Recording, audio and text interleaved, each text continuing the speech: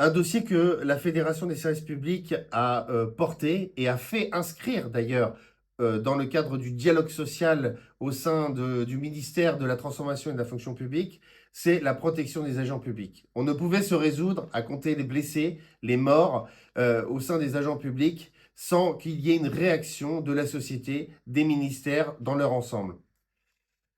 Nous avons demandé à ce qu'il y ait d'abord un état des lieux qui soit précis, qu'on ne parle plus notamment d'incivilité, qu'on parle d'agression physique et verbale.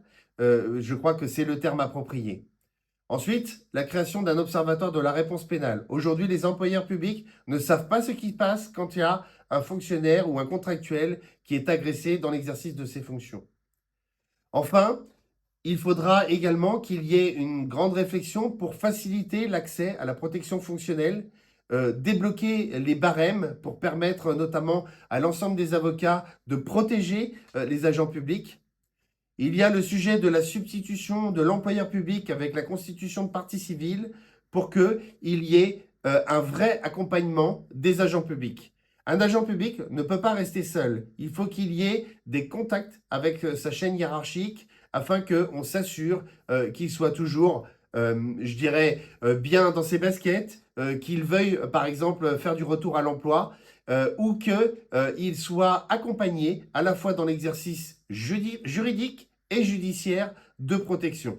La protection des agents publics ne pourra se faire sans une réponse extrêmement ferme de la société. Quand on parle de réponse ferme, ça veut dire que fin de l'impunité. On ne peut pas aujourd'hui s'attaquer aux agents publics, que ce soit de manière physique ou verbale. Tout doit être suivi de sanctions.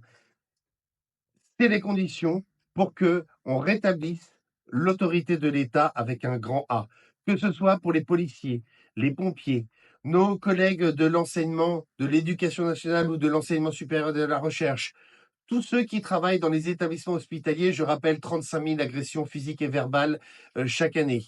Que ce soit dans les collectivités territoriales, tous ceux qui sont notamment au contact du public, il faut qu'ils soient assurés à la fois de l'accompagnement de l'employeur public et à la fois d'une réponse pénale extrêmement ferme, notamment avec des réquisitions et des décisions judiciaires qui soient les plus dures possibles.